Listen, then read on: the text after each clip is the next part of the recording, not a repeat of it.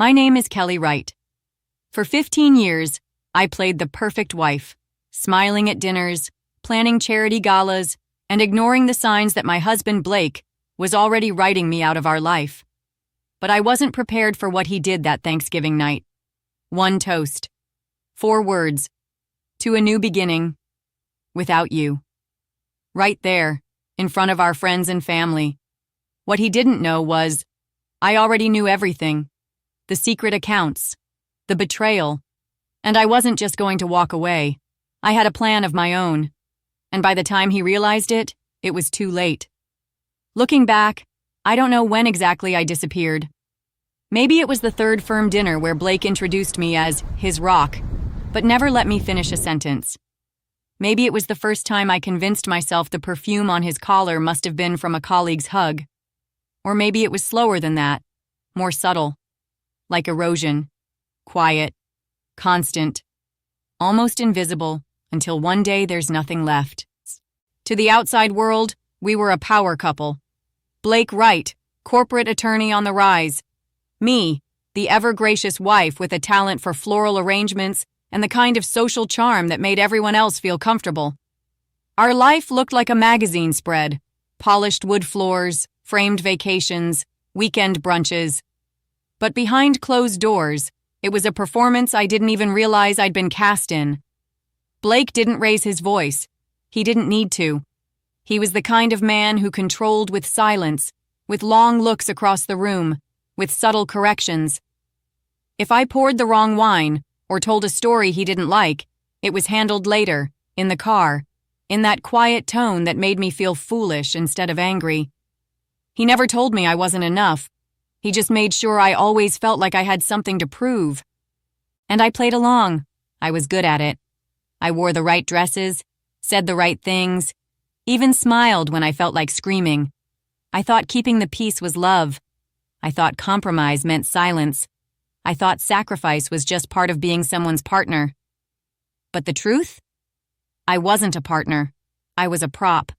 I stopped painting, stopped applying to museum jobs, stopped asking for more. Every time I tried to bring up a dream, Blake had a way of redirecting it. He'd say things like, "Isn't this enough?" Or, "Maybe later, once things settle down." Things never settled, and eventually, neither did I. Then came the texts. I wasn't even looking for them. I was ordering takeout on his iPad when the messages popped up. A thread between him and our friends, his lawyer, even my own family members. He wasn't just planning a divorce. He was preparing a narrative, one where I was the unstable one, the liability, the wife who'd fallen apart since the miscarriage, the one he had to protect himself from. That was the day the old Kelly died. Not with drama, not with tears, just a quiet, sharp kind of death. A turning point. I remember standing there, rereading those messages, one hand over my mouth and thinking, this isn't love. This is war disguised in good manners. Blake thought I would fall apart. He didn't realize I'd already started rebuilding, piece by piece, beneath the mask he thought I'd never remove. The messages didn't just break my heart, they woke me up. They weren't from another woman. That might have been easier to process. No, these were worse. Colder, clinical, like watching a surgeon dissect a life I thought we'd built together. He was strategizing with his lawyer, texting my friends, even my sister. Not about if we were separating, but how to make sure I walked away with as little as possible. There was even a note. Make sure she looks unstable. Depression angle is easiest to sell. That's when I stopped being sad and started paying attention. I didn't confront him, not yet. That would have been expected. And I was done being predictable. Instead, I started documenting everything. I forwarded every message to a hidden email. I took photos of financial records, copied bank statements, traced credit cards I never knew we had. There was a second mortgage in his name, accounts in places we'd never visited, money disappearing like smoke. I called a divorce attorney the next day. Marie wasn't warm. She was direct. The kind of woman who didn't blink when I showed her the screenshots and said, "He's setting me up." She nodded once. "Let's set him back." But Marie warned me. If Blake was this calculated, then I needed to stay quiet. We needed time, proof, leverage. That meant playing the part, just a little longer. So I kept hosting, kept smiling, kept pouring wine and laughing at Blake's stories, all while gathering everything I could behind his back. And then came Thanksgiving. The one day I thought he might at least pretend for tradition's sake. He didn't. To a new beginning, without you. He toasted me like a eulogy. Announced our separation like it was some PR campaign. Around that table were people who'd been in our lives for years, and not one of them looked surprised. That's when I knew. They already knew. My parents went quiet. My sister Elaine squeezed my hand so hard it hurt. And the others? They raised their glasses to Blake like he'd just delivered the closing argument of his career. I sipped my wine, smiled, and said, "To a new beginning." Not because I meant it, but because I already had mine planned. He had no idea. I had a secret account, a lawyer, a lease on a small apartment downtown. I even had an interview lined up at the Newberry Street Gallery. My first step back into the art world he convinced me to leave behind. Blake thought he'd won, that I was cornered, that he could manipulate the narrative like he always had. But for the first time in 15 years, I wasn't reacting to his plan. I was building my own, and I was just getting started. After Thanksgiving, Blake thought I was broken. He believed his public toast had shattered me, that I'd retreat into silence while he handled the logistics of our separation. That's always been his mistake. He confuses quiet with weakness. But I wasn't silent because I was scared. I was silent because I was listening. Every word he said, every move he made, every smug little smirk when someone told him how graceful he was being during this difficult transition. And behind every one of those moments, I was memorizing, recording, building a timeline. He didn't notice when I started spending more time downtown, or when I casually began asking friends about financial advisors and trust lawyers. He didn't question the change in my wardrobe or the job interview marked discreetly on our shared calendar as lunch with Elaine. He didn't even blink when I started cooking less and locking my phone. That's the thing about men like Blake. They only see what fits their narrative. And in his mind, I was still the wife who didn't know better. I met Rita Ellison in a low-rise building in the South End, tucked between a flower shop and a tailor. Former federal investigator turned private asset tracer. She didn't smile much, but when I slid the folder of bank records and emails across her desk, she looked up with interest. "You've already done half my job," she said. "Then I guess I've been preparing for this longer than I thought." We went to work quietly. Rita's team found shell companies, stock transfers, even a second residence in Chicago, already leased, already furnished, already waiting for a version of Blake's life where I didn't exist. He was trying to create a future with no trace of me in it, but I was making sure he'd never erase me that easily. I secured a small, safe deposit box. I kept backup copies of every document, every bank slip, every email. One set hidden at Elaine's apartment, another with Marie. Redundancy became my religion. I scheduled my gallery interview, rebuilt my portfolio, even started sketching again, late at night when Blake was in the guest room, working, but probably talking to his lawyer. The house became a stage. We played our roles with mechanical grace, morning coffee, light conversation, separate cars, separate lives. But underneath it all, I knew I was walking a tightrope over a fire he had no idea I'd already lit. Then one night, a message buzzed on my phone. "It's done. Record secured. Meeting tomorrow as planned." No name, no context. Just confirmation that one more piece of leverage had fallen into place. I deleted it instantly. Blake thought he was in control, master of the game, architect of my undoing.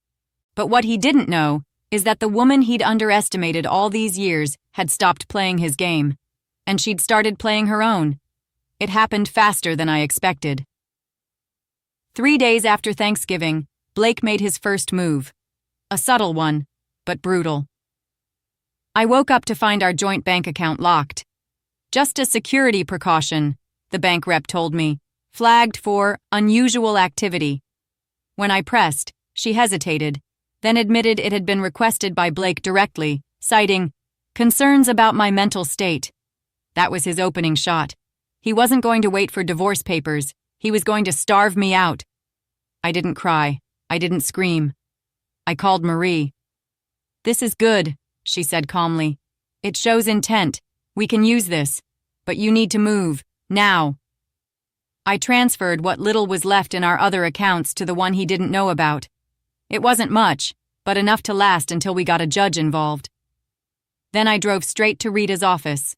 By then, she'd found even more.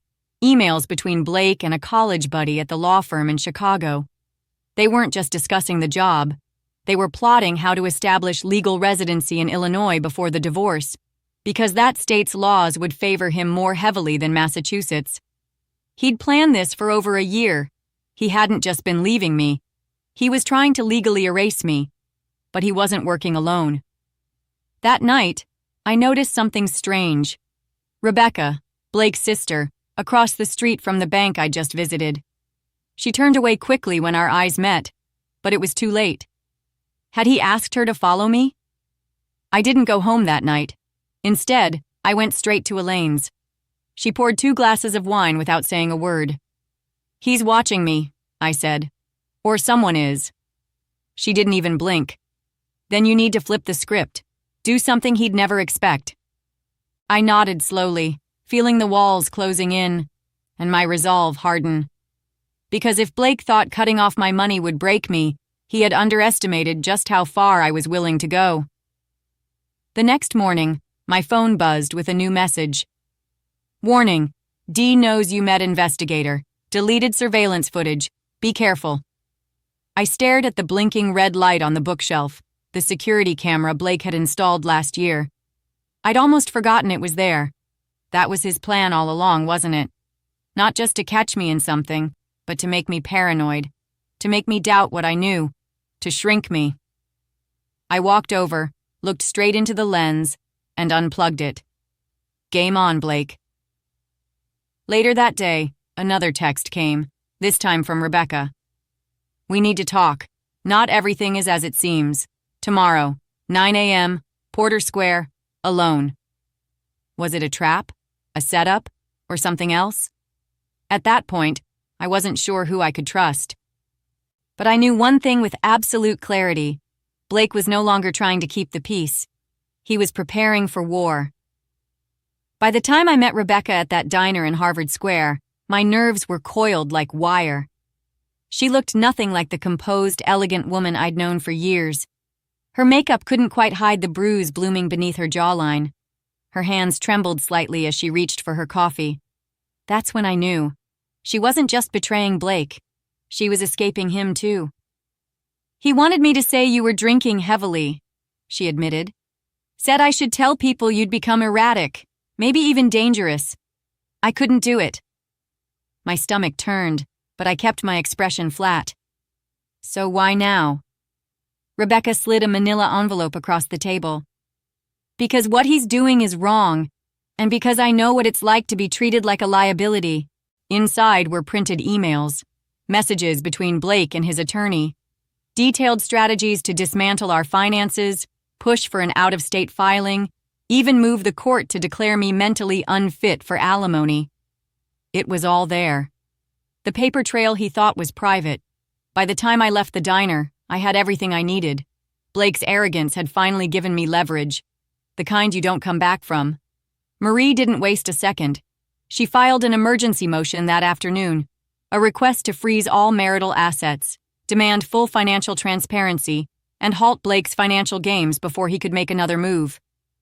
Blake's lawyer was blindsided. He tried to delay, to reschedule. Judge Harris wasn't having it. That courtroom was cold and sterile, but it felt like a battlefield. Marie laid out every detail: the hidden accounts, the second mortgage, the offshore transfers.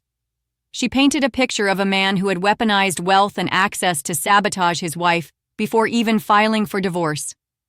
Then Blake's lawyer stood up, polished and dismissive.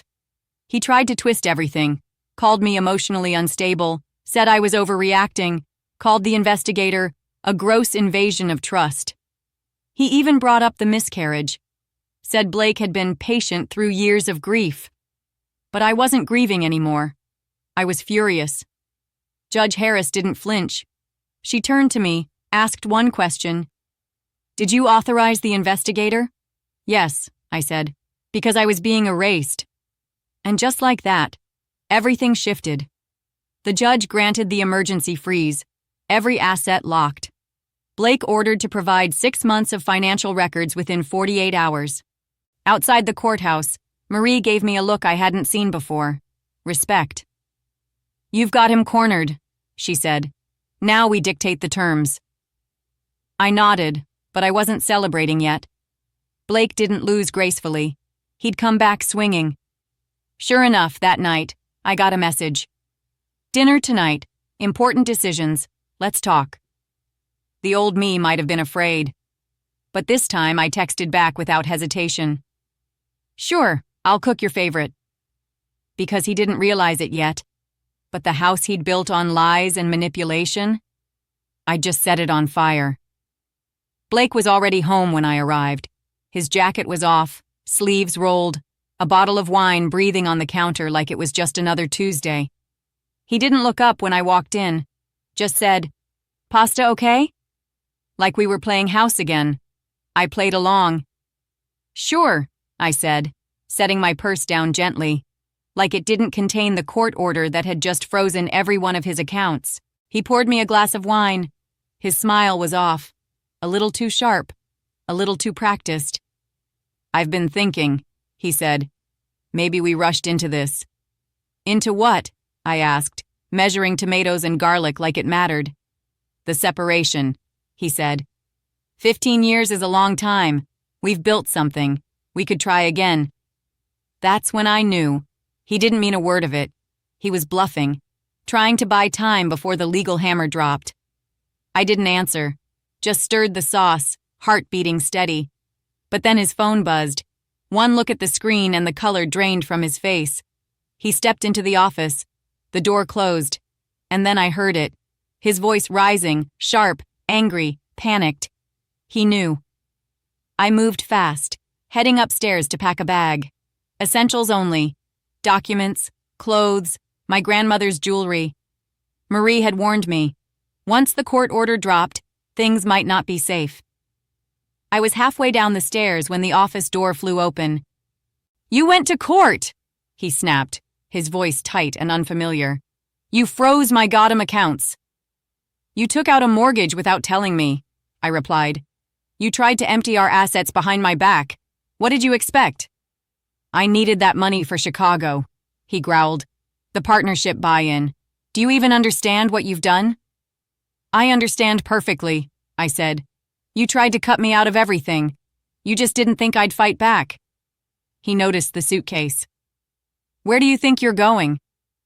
"Elaine's," I said calmly. "I need space, and you need time to realize this isn't going your way." "We're not done," he said, stepping in front of the door. But he forgot something. I wasn't afraid of him anymore.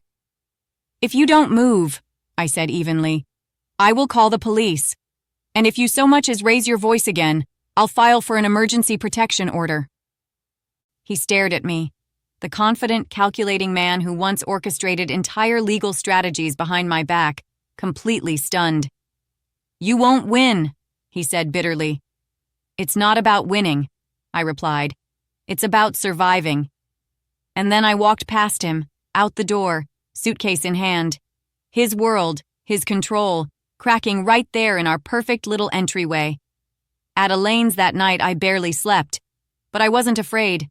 The fear had burned off, replaced by something sharper. Resolve. The next morning, I got a message from Rita. "Asset freeze confirmed. All accounts secured. Phase 3 begins tomorrow." Blake had made the first move. But now I was 5 steps ahead, and he had no idea what was coming next. The woman in Elaine's mirror looked different, sharper, still tired, sure, but not broken.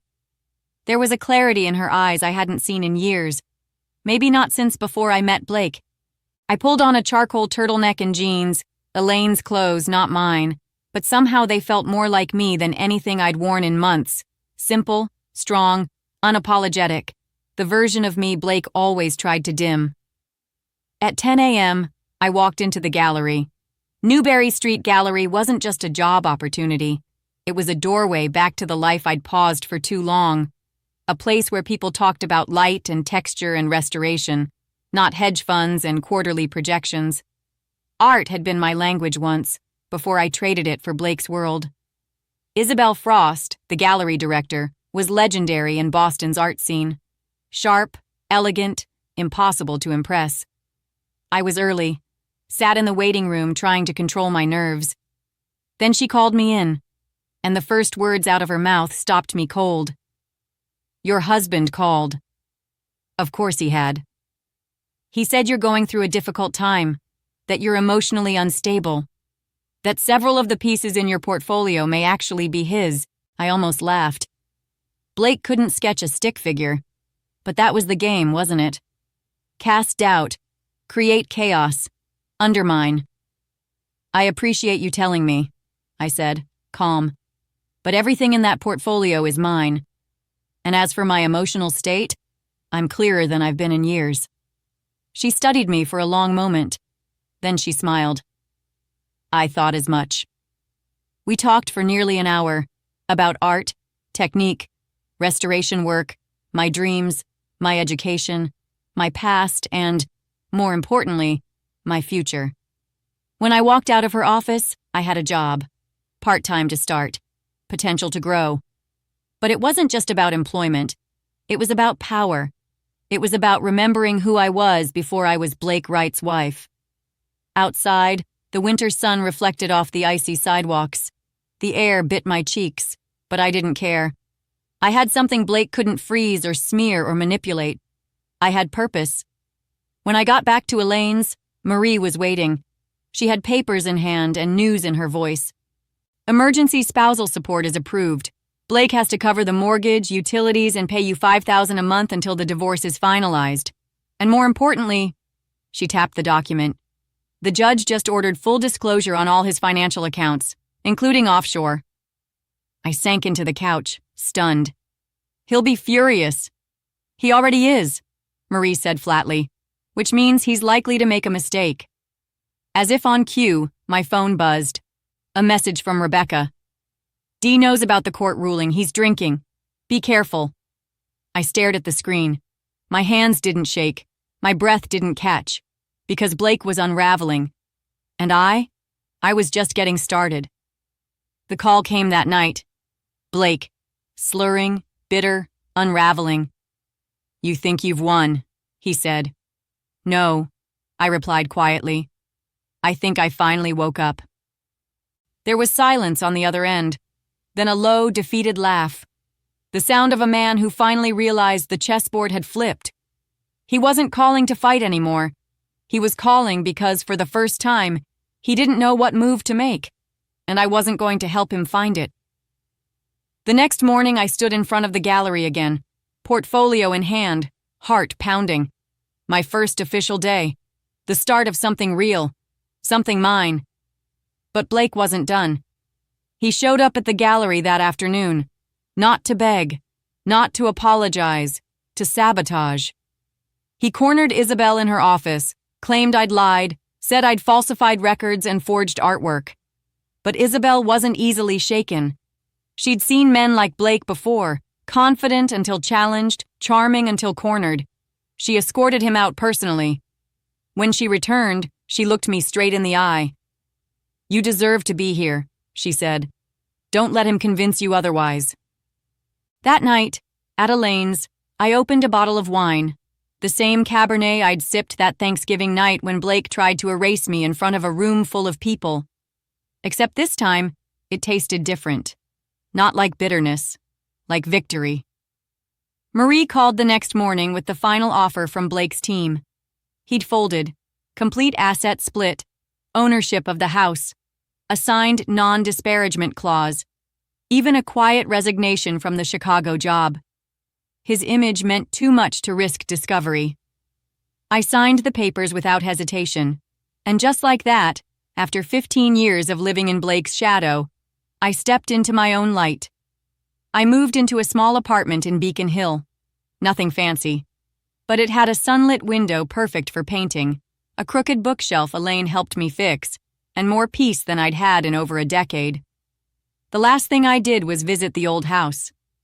I didn't go inside, just stood across the street, watching the windows. I wondered if Blake was in there, still trying to figure out how he lost. But it didn't matter anymore, because I had finally stopped living inside his story and started writing my own. If this story had you hooked, don't scroll away just yet. What would you have done in Kelly's shoes? Drop your thoughts in the comments. We read everyone. And if you love smart, dramatic stories with powerful twists, make sure to subscribe and hit that notification bell, because more like this is just around the corner. You never know whose secrets are about to be exposed next.